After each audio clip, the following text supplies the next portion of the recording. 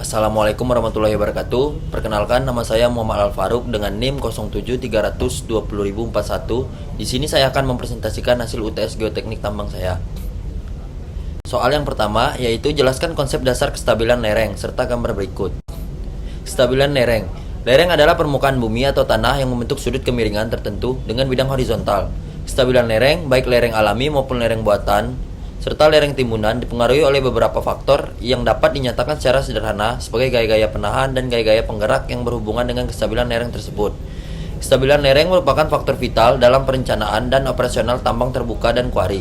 Dalam penyusunan suatu rencana tambang, selain faktor cadangan, teknis penambangan ekonomi dan lingkungan, faktor kestabilan lereng juga menjadi faktor penting yang harus diperhatikan dengan seksama. Dan kondisi stabilitas lereng batuan bervariasi tergantung pada jenis proyek dan konsekuensi dari kegagalan. Yang pertama ada konsep faktor keamanan, yang kedua ada kestabilan lereng secara sederhana dinyatakan dalam bentuk faktor keamanan atau FK yang didefinisikan sebagai berikut. Faktor keamanan sama dengan gaya penahan per gaya penggerak. Rumus di atas menunjukkan bahwa kondisi keseimbangan batas adalah suatu kondisi di mana faktor keamanan sama dengan 1. Apabila FK lebih dari 1, maka secara teoritis blok berada dalam kondisi stabil, dan apabila nilai FK lebih dari kecil dari 1, maka blok akan meluncur ke bawah. Faktor-faktor yang mempengaruhi kestabilan lereng. Yang pertama yaitu geometri lereng. Tambang terbuka tersusun atas sekumpulan lereng yang terdiri dari lereng tunggal dan lereng keseluruhan dengan dimensi tinggi dan sudut tertentu. Tinggi lereng adalah jarak vertikal dari bidang kaki hingga puncak lereng. Sedangkan sudut lereng adalah sudut yang dibuat antara garis yang menghubungkan kaki dan puncak lereng dengan garis horizontal. Pada lereng keseluruhan juga terdapat daerah yang menghubungkan antar lereng, dikenal dengan jenjang penahan, dan bagian lereng untuk jalan tambang yang disebut ram. Kedua yaitu aktivitas manusia. Aktivitas seperti penggalian dan peledakan menyebabkan perubahan keseimbangan gaya-gaya dalam sehingga akan menyebabkan bertambahnya gaya geser dan mengurangi kestabilan lereng. Pada kegiatan penggalian pada suatu lereng akan menyebabkan terjadinya perubahan besarnya gaya-gaya pada lereng yang mengakibatkan terganggunya kestabilan lereng dan akhirnya dapat menyebabkan lereng tersebut longsor. Yang ketiga yaitu struktur geologi. Struktur yang dimaksud meliputi sesar, kekar, perlipatan, bidang perlapisan, dan rekahan. Struktur merupakan bidang-bidang lemah sekaligus sebagai tempat merembesnya air sehingga dapat menurunkan kestabilan lereng. Yang keempat, sifat fisik dan mekanika batuan. Sifat fisik yang mempengaruhi kestabilan lereng antara lain bobot isi, porositas, dan kandungan air. Dalam mengetahui sifat fisik dan mekanika batuan dilakukan dengan pengujian di laboratorium untuk mendapatkan angka bobot isi, kohesi, dan sudut geser pada lokasi. Dan yang terakhir yaitu air tanah.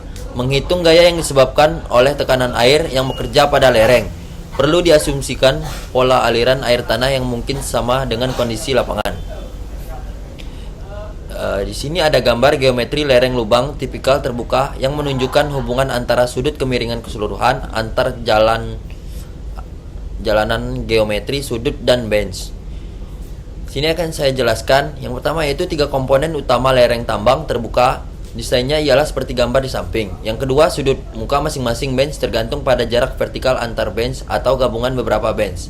Pertama, sudut kemiringan pit keseluruhan dari puncak sampai ujung kaki menggabungkan semua ram dan bench. Ini mungkin merupakan lereng komposit dengan kemiringan yang lebih datar pada material permukaan yang lebih lemah, dan lereng yang lebih curam pada batuan yang lebih kompeten di kedalaman. Selain itu, sudut kemiringan dapat bervariasi di sekitar lubang untuk mengakomodasi perbedaan geologi dan tata letak lereng.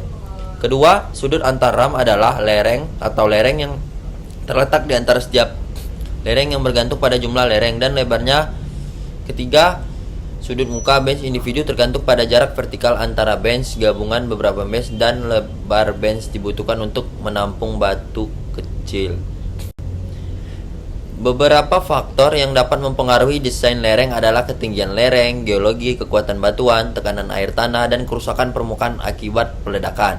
Misalnya dengan setiap kemunduran lereng yang berurutan, kedalaman lubang akan bertambah dan mungkin perlu ada penurunan yang sesuai untuk keseluruhan sudut lereng. Selain itu, untuk lereng di mana lereng berada, sudut kemiringan mungkin lebih datar untuk membatasi risiko kegagalan yang menyebabkan jalan keluar dibandingkan dengan lereng tanpa lereng di mana beberapa kestabilan dapat ditoleransi. Sistem drainase semacam itu dapat terdiri dari kipas lubang dengan panjang ratusan meter yang dibor dari permukaan lereng, atau saluran drainase dengan lubang yang dibor ke batu di atas terowongan. Berkenaan dengan sudut muka bench, hal ini dapat diatur oleh orientasi rangkaian sambungan utama. Jika ada sambungan yang turun dari muka pada sudut yang curam, jika situasi ini terjadi, maka sudut bench akan dikaitkan dengan geometri lereng keseluruhan. Dan apakah bench tunggal digabungkan menjadi beberapa bench? Salah satu faktor yang dapat mempengaruhi ketinggian maksimum masing-masing bench adalah jangkauan vertikal peralatan gali untuk membatasi risiko kecelakaan akibat runtuhnya permukaan. Soal yang kedua yaitu jelaskan mekanisme pengambilan data untuk keperluan geoteknik. Yaitu mekanisme pengambilan data geotek. Ada beberapa macam pengumpulan data geotek. Yang pertama, pemetaan singkapan. Pemetaan singkapan merupakan hal mendasar untuk semua kegiatan yang dilakukan oleh tim yang bertanggung jawab untuk merancang dan mengelola lereng pit. Ini mencakup pemetaan singkapan permukaan regional dan skala tambang selama pengembangan, sebelum penambangan, dan pemetaan bangku setelah penambangan dimulai. Sebaiknya dilakukan hanya oleh ahli geologi yang terlatih, ahli geologi teknik, insinyur geologi, atau ahli geoteknik spesialis dibantu oleh spesialis dari disiplin lain sesuai kebutuhan. Secara historis, data yang dipetakan dicatat dengan tangan pada lembaran kertas dan buku catatan lapangan. Tetapi kemajuan dalam perangkat lunak dan perangkat keras elektronik berarti bahwa ini semakin digantikan oleh perekaman data elektronik langsung ke tablet, genggam, dan komputer laptop. Yang kedua yaitu pengupasan tanah lapisan penutup. Standar global untuk engineering logging dan klasifikasi tanah lapisan penutup adalah sistem klasifikasi tanah terpadu atau USCS menurut distribusi ukuran butirnya dan tanah berbutir halus menurut plastisitasnya. Jadi hanya analisis ukuran butir dan uji batas Atterberg yang diperlukan untuk mengidentifikasi dan mengklasifikasikan tanah secara lengkap. Lanjut ada pengeboran. Pengeboran yang pertama yaitu planning and scoping. Tujuan lubang bor adalah langkah yang paling penting dari penyelidikan pemboran. Harus ada tujuan primer dan sekunder yang jelas untuk mengekstrak informasi potensial sebanyak mungkin. Yang kedua, sebelum lokasi dan orientasi lubang bor diselesaikan, tujuan lubang harus diperiksa untuk memastikan kesesuaian dengan model geologi, struktural, dan hidrogeologi. Yang ketiga, sebelum pengeboran dimulai, lokasi rig harus ditinjau untuk memastikan lokasinya sesuai dengan semua kegiatan penambangan saat ini dan yang direncanakan di area tersebut. Dan yang keempat, saat pengeboran dimulai, inti harus difoto dan dicatat oleh orang yang berkualifikasi dan berpengalaman di lokasi rig sebelum diganggu dan dipindahkan dari lokasi ke gedung inti.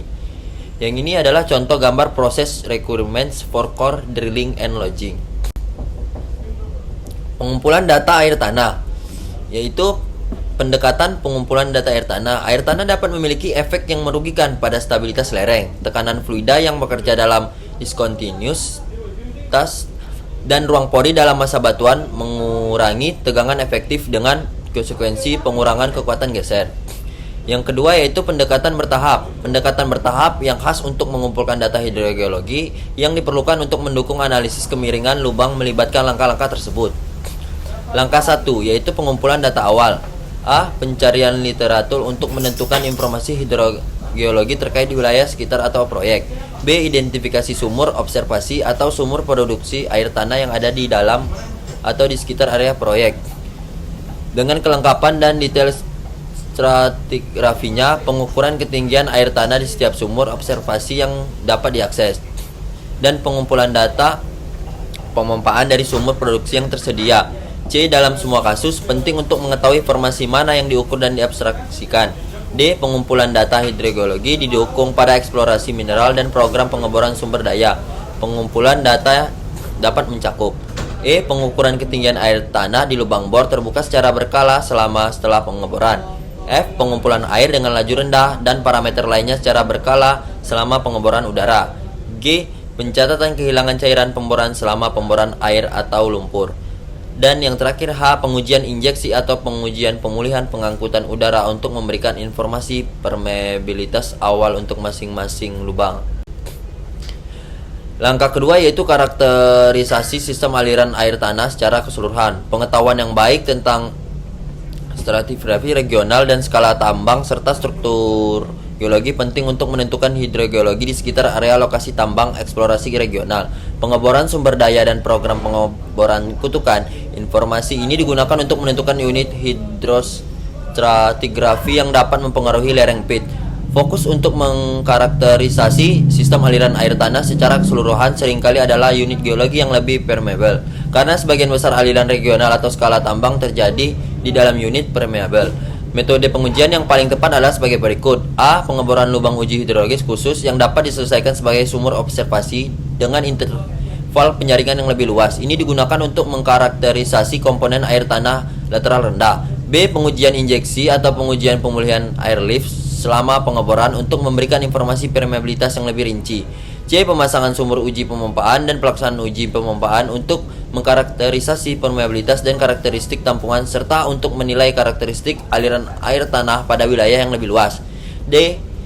Pengambilan sampel hidrokimia dan analisis sumur observasi dan sumur pompa untuk mengkarakterisasi variasi kualitas air tanah yang dapat membantu interpretasi sistem aliran air tanah. Langkah ketiga yaitu karakterisasi lereng pit lokal. Setelah data yang lebih umum dikumpulkan untuk menentukan pengukuran lokasi secara keseluruhan, maka perlu untuk mengumpulkan data untuk mengkarakterisasi kondisi spesifik yang relevan dengan area langsung dari lereng pit yang ada atau yang direncanakan. Metode pengujian yang paling tepat adalah sebagai berikut. Yang pertama, pemantauan aliran udara untuk laju dan tekanan darah dan ketinggian air statis selama program pengeboran sirkulasi balik atau RC. Yang kedua, pengujian injeksi dan pengujian head jatuh atau naik atau pengujian slug untuk memberikan informasi permeabilitas lokal di sekitar masing-masing pisometer. Yang ketiga, pemantauan zona kehilangan cairan dan ketinggian air statis selama program pengeboran intan atau inti. Yang keempat, pemasangan pisometer atau vertikal horizontal miring dengan interval pengukuran pendek di lokasi yang dipilih dengan cermat untuk mengkarakterisasi variasi lateral dan vertikal dalam tekanan pori dan gradien hidraulik. Pengujian permeabilitas in situ dalam piezometer pipa tegak yang telah selesai. 5. Pengukuran ketinggian air dan tekanan dalam piezometer setidaknya setiap minggu untuk periode pemantauan yang ditentukan. Dan yang keenam, melakukan program pemboran geoteknik dan hidrogeologi yang terintegrasi sebagaimana mestinya. Ini mungkin termasuk sistem manajemen data yang terorganisir dengan baik untuk membantu dalam penyimpanan, interpretasi, rekayasa, dan pelaporan data lapangan dan laboratorium yang diukur sama pentingnya dengan proses pengumpulan data. Sangat penting bahwa database yang cocok untuk semua kebutuhan proyek yang diantisipasi dipilih dan diaktifkan sejak hari pertama proyek.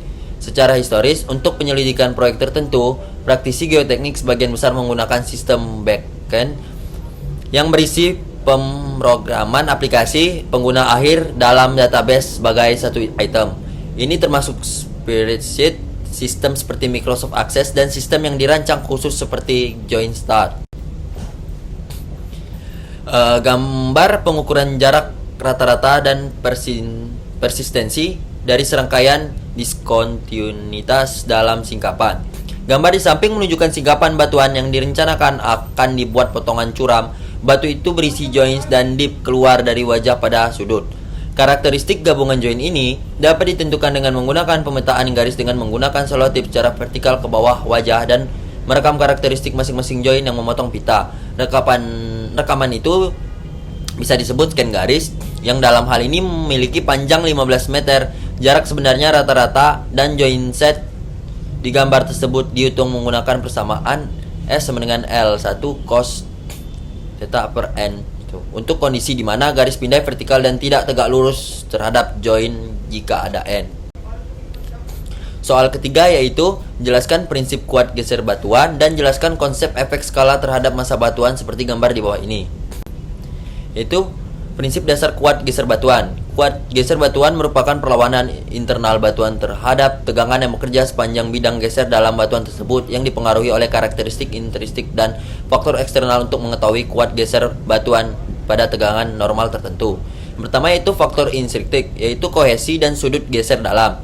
Yang kedua faktor intrinsik, yaitu tegangan normal, keberadaan dan tekanan air, mineralogi, dan ukuran butiran, kekerasan permukaan geser, banyaknya bidang diskontinu, keberadaan material pengisi pada rekahan, laju pembebanan geser, tingkat kerusakan, dan ukuran contoh. Yang ketiga, kuat geser akan berkurang secara signifikan ketika sebagian atau seluruh permukaan tidak sepenuhnya hanya batuan aslinya, melainkan ditutupi oleh material pengisi yang relatif lunak seperti lempung. Dan yang keempat, keruntuhan geser batuan dengan bidang diskontinu yang terisi material yang mengalami dua tahap. Pertama, tegangan dan perpindahan geser hanya dipengaruhi oleh kekuatan material pengisi. Kedua, setelah terjadinya perpindahan, permukaan batuan mengalami kontak. Kemudian, kekuatan dari bidang diskontinu ditentukan oleh kekerasan dan kekuatan bidang geser itu sendiri. Lanjut, ada berdasarkan efek skala dan kondisi geologis, bisa menjadi terlihat bahwa permukaan geser dapat terbentuk di sepanjang permukaan diskontinu atau melalui massa batuan seperti yang diilustrasikan pada gambar samping. Pentingnya klasifikasi yang ditunjukkan pada gambar tersebut adalah bahwa pada dasarnya semua analisis stabilitas lereng perlu dilakukan menggunakan sifat kekuatan geser, baik diskontinuitas massa batuan. Kuat geser diskontinuitas dapat diukur di lapangan dan di laboratorium. Kuat geser massa batuan ditentukan oleh metode empiris yang melibatkan baik analisis balik lereng yang dipotong dalam kondisi geologi yang sama atau dengan perhitungan yang melibatkan batu indeks kekuatan. Sebagai ilustrasi lebih lanjut dari efek geologi pada kekuatan geser, parameter kekuatan relatif untuk 3 jenis diskontinus dan 2 jenis massa batuan ditunjukkan pada diagram Moore. Seperti gambar di samping, kemiringan garis-garis ini mewakili sudut gesekan dan intercept dengan sumbu tegangan geser mewakili kohesi. Deskripsi kondisi pada gambar samping. Yang pertama yaitu kurva 1, diskontinu terisi. Jika pengisian adalah tanah liat yang lemah atau patahan, gesekan pengisi sudut cenderung rendah, tetapi mungkin ada menjadi beberapa kohesi jika pengisi tidak terganggu. Atau jika pengisinya adalah kalsit kuat misalnya yang menghasilkan permukaan yang sembuh, maka kekuatan kohesif mungkin signifikan. Kurva kedua yaitu diskontinus halus. Diskontinuitas bersih akan memiliki kohesi 0 dan sudut gesekan akan menjadi sudut permukaan batu. Sudut gesekan batu berhubungan dengan ukuran butir dan umumnya lebih rendah dalam butiran halus batuan daripada batuan berbutir kasar. Kurva ketiga, diskontinus kasar bersih. Kasar permukaan diskontinu akan melebihi kohesi 0 dan sudut gesekan akan terdiri dari dua komponen. Pertama, sudut gesekan material batuan, dan kedua komponen terkait dan dengan kekerasan permukaan dan rasio antara kekuatan batuan dengan tegangan normal. Saat stres normal meningkat, asperitasnya adalah semakin terpotong dan gesekan total sudut berkurang. Kurva keempat, massa batuan yang retak. Geser kekuatan yang batuan yang retak di mana perkuatan terletak di sebagian pada diskontinu permukaan dan sebagian melewati batuan utuh dan dinyatakan sebagai lekungan. Rendah tegangan itu sedikit kurangan dari batuan yang retak dan fragmen individu dapat bergerak dan berputar. Kurva kelima itu butiran halus yang memiliki sudut gesekan rendah. Lanjut, gambar samping merupakan pengujian yang dilakukan pada normal konstan tegangan plot khas tegangan geser terhadap perpindahan geser pada perpindahan kecil. Spesimen berpelik elastis tegangan geser meningkatkan secara linear. Berdasarkan hubungan diilustrasikan pada gambar di samping, geser puncak kekuatan ditentukan oleh persamaan seperti di gambar. Jika nilai tegangan geser sisa pada masing-masing diterapkan dengan normal di plot pada diagram Moore, garis kekuatan geser sisa diperoleh seperti gambar di samping, maka didapatkan itu persamaan sama dengan konstan. Ini adalah daftar pustaka dari hasil presentasi saya. Mungkin cukup sekian yang dapat saya sampaikan. Apabila ada kesalahan mohon dimaafkan. Wassalamualaikum warahmatullahi wabarakatuh.